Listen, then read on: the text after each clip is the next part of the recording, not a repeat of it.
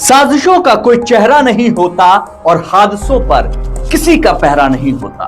नमस्ते, मैं हूं दिग्विजय सिंह। एक ऐसी सच्ची और खौफनाक घटना जिसने पूरे राजस्थान को ही नहीं बल्कि पूरे देश को हिला दिया था। एक ऐसी मां जिसकी करतूत ने अपने कलेजे के टुकड़े को टुकड़े टुकड़े कर दिए। एक ऐसी सच्ची दास्तान जिसे सुनकर आपके होश फाख्ता हो जाएंगे। हम ये कहानी शुरू करें उससे पहले हम आपसे गुजारिश करते हैं कि इस चैनल को सब्सक्राइब जरूर कर लीजिए और कमेंट करके हमें बताइए कि आपको ये कहानी कैसी लगी और ऐसे लोगों के साथ क्या करना चाहिए। राजस्थान का अलवर शहर, यहीं पर एक कॉलोनी है, शिवाजी कॉलोनी। शिवाजी पार्क है, उसके पास में ही शिवाजी कॉलोनी। बनवारी लाल यही रहते थे। बेहद साधारण परिवार, बस समझ लीजिए कि खाने पीने का काम चलता रहे इस तरीके का परिवार था। बनवारी लाल परिवार के बड़े बेटे थे। शादी की बात चली तो 1999 में शादी भी हो गई। कठूमर एक जगह है, वहां पे गारू गांव में है, वहां की एक लड़की थी संतोष शर्मा और संध्या। संध्या दिखने में जितनी खूबसूरत थी उतनी ही महत्वाकांक्षी। बनवारी लाल को लगा चलो संध्या मिल गई, अब धीरे धीरे सब ठीक कर देंगे। बनवारी MIA में एक फैक्ट्री में ऑपरेटर का काम करते थे। बीवी ने शादी के कुछ साल बाद बोला कि जी मैं ताइक्वांडो सीखना चाहती हूँ, पहले भी सीख रही थी। बनवारी बोले कि अच्छी बात है, सीखो। फिर संध्या ने ताइक्वांडो ज्वाइन किया। कुछ साल वो उसमें लगाए के सब कुछ सीखने के बाद वो टीचर बन गई। 15 साल बीत चुके थे इस शादी के। 3 बहुत सुंदर बच्चे हुए। आर्थिक स्थिति भी पहले से थोड़ी ठीक हुई। संध्या ट्रेनर बन चुकी थी, पैसे भी आ रहे थे और बढ़िया आलीशान जिंदगी जीने के पीछे जो संध्या की सोच और महत्वाकांक्षा थी उसमें थोड़ा बहुत पूरा भी हो जा रहा था। बच्चों को ट्रेनिंग वो इसलिए देती थी जिससे वो बाहर जा सके, और चूंकि अब टूर्नामेंट होते थे, वो टूर्नामेंट के चक्कर में बाहर जाती थी तो उसे होटल में रुकने का मौका मिलता था, तो उसे खूब मजा आता था। साल आया 2014। एक टूर्नामेंट के दौरान उदयपुर में उसकी दोस्ती हुई हनुमान से। हनुमान सीकर के एक दोस्त के साथ BPED की ट्रेनिंग कर रहा था और हनुमान की शादी नहीं हुई थी और वो उससे संध्या से 10 साल छोटा था। दोनों के बीच नजदीकियां बढ़ी और फिर हनुमान जो है वो मालाखेड़ा एक जगह है अलवर में, वहां पे उसका एक दोस्त रहता था कपिल। उसके घर को संध्या को उसके घर ले जाता था और रंगरलियों का दौर चलता था। 2014 में शुरू हुआ यह खेल 2-2.5 साल तक बहुत बढ़िया चला। हनुमान और संध्या चोरी छिपे खूब मिलते थे। दोनों राजस्थान में, राजस्थान के बाहर सब कुछ चलता रहता था, क्योंकि भाई टूर्नामेंट है कह के चली जाती थी। संध्या के जो पति थे बनवारी और उनका जो बेटा था बड़ा, वो उन दोनों को पता चल गया कि भैया कुछ तो गड़बड़ है। रोक टोक होने लगी। अब ट्रेनिंग के लिए बाहर जाने से भी उसको संध्या को रोका जाने लगा। इससे संध्या परेशान हो गई। उसने ये सारी बात हनुमान को बताई। दोनों को लग गया था कि भैया अब जो है बनवारी लाल उन दोनों को मिलने नहीं देगा। दरअसल आर्थिक तंगी के कारण संध्या जो है ना, वो ना अपने पति बनवारी को पसंद करती थी, ना अपने बड़े बेटे को, ना अपने छोटे बेटे को, किसी बेटे को पसंद नहीं करती थी। वो बस अय्याशी वाली जिंदगी जीना चाहती थी। कई बार हनुमान के साथ वो टूर्नामेंट के नाम पर कई दिन तक गायब थी। फिर आया साल 2016। हनुमान ने संध्या के साथ मिलकर साजिश रची, मर्डर की साजिश। सब कुछ तय हो गया कि कैसे ठिकाने लगाना है और कैसे हत्याकांड से बचने के लिए क्या तर्क देना है, कहां और कैसे फरार होना है, यहां तक कि गला काटने के लिए छुरा और चाकू कहां से लाना है। दोनों की इस प्लानिंग में जो दीपक उसका दोस्त था वो भी शामिल था और दीपक के मामा का एक लड़का था कपिल, उसको भी उन्होंने शामिल कर लिया। हत्या से करीब 2 महीने पहले अगस्त में 2017 की बात आ गई है। फर्जी ID से 2 सिम कार्ड खरीदे हनुमान ने। ये दोनों कार्ड हनुमान के पास और संध्या के पास थे। इन्हीं फर्जी सिम कार्ड से दोनों आपस में बात करते थे, पूरी प्लानिंग करते थे। अब चूंकि संध्या और हनुमान ने पूरी प्लानिंग की थी कि दोनों को किस तरीके से किसको कहां कैसे ठिकाने लगाना है, तो हनुमान ने 30 सितंबर 2017 को ऑनलाइन शॉपिंग वेबसाइट से जानवरों को काटने वाला छुरा मंगवाया। वो छुरा जो था ना 31 सेंटीमीटर लंबा और करीब 4 सेंटीमीटर चौड़ा था। धारदार, एक तरफ धारदार हथियार धारदार होता था और एक तरफ कांटे नुमा स्ट्रक्चर होते थे। वो मतलब शरीर को छलनी करने के लिए और काटने के लिए वो स्पेशली छुरा मंगाया गया था, ग्लव्स खरीदे गए। हनुमान इस हत्याकांड से पहले अलवर आ गया। संध्या और हनुमान ने मिलकर रूट तय किया कि हत्याकांड के बाद कौन, कहां और कैसे फरार होगा, और फिर तय हुआ कि 2 से 3 अक्टूबर की रात बनवारी और अपने बड़े बेटे मोहित की हत्या के लिए संध्या एकदम तैयार थी।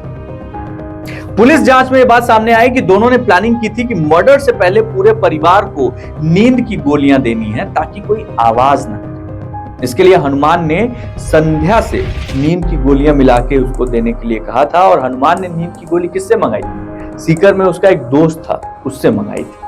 संतोष और संध्या इन दवाओं को जब सिलबट्टे पे पीस रही थी रायते में मिलाने के लिए, और उसी समय संध्या की जो छोटी बहन थी ना कविता, उसने देख लिया। उसने पूछा, दीदी क्या पीस रही है?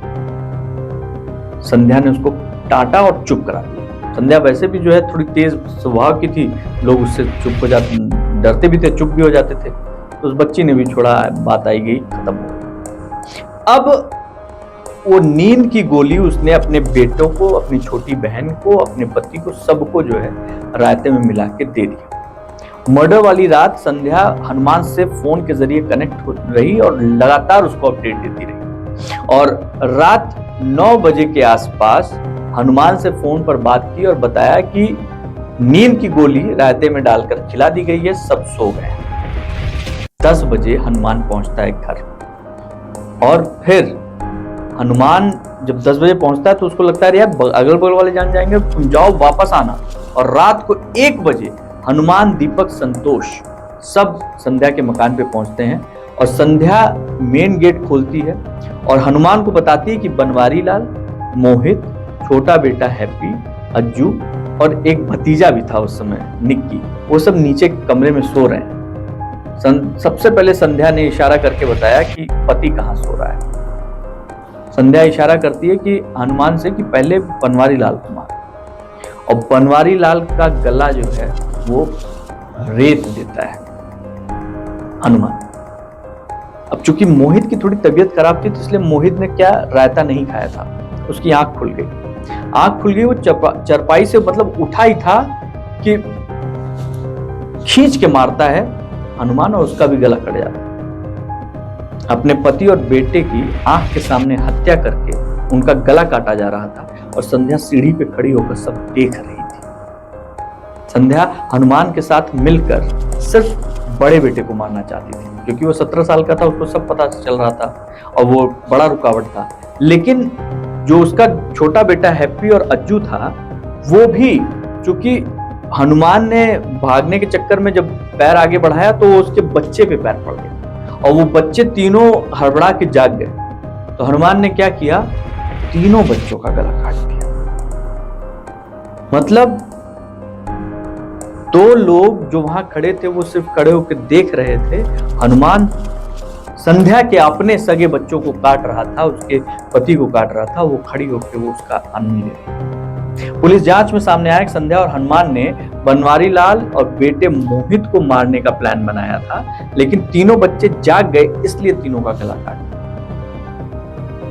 इसी दौरान संध्या की जो छोटी बहन कविता का, वो ऊपर के मंजिल पर सोई थी, और ऐसा दावा किया जा रहा है कि वो भी अगर उस कमरे में होती ना तो उसको भी मार देती संध्या। मर्डर के करीब 6 घंटे तक संध्या उन सारी लाशों के पास बैठी रही, और सुबह 6 बजते ही चिल्लाना शुरू कर दिया। सारा आरोप ससुराल पक्ष के ऊपर डाल दिया। मर्डर के बाद तीनों आरोपी जो थे वो संध्या की स्कूटी लेकर निकले। इन्हें भागने के लिए संध्या ने बाकायदा पैसे दिए, रूट बताया, और फिर तीनों संध्या की स्कूटी को लेकर रेलवे स्टेशन के पास एक सुनसान जगह पर जाते हैं, वहां उसको छोड़ देते हैं, ऑटो में बैठते हैं, अलवर से रायगढ़ चले जाते हैं। यहाँ से बांदाकुई होते हुए जयपुर भाग जाते हैं, और जयपुर से हनुमान पहुंच जाता है उदयपुर, और उसके जो दूसरे 2 साथी थे वो बुजुकी चले गए। इधर हत्याकांड की जो जानकारी पुलिस को मिली, तो जब वो मौके पर पहुंचती है, अधिकारी भी हैरान, होश फाख्ता सबके। संध्या ने ससुराल वालों पर आरोप लगाया कि जमीन का जो विवाद चल रहा है उसी के चलते मेरे बच्चों को और मेरे पति को मार दिया।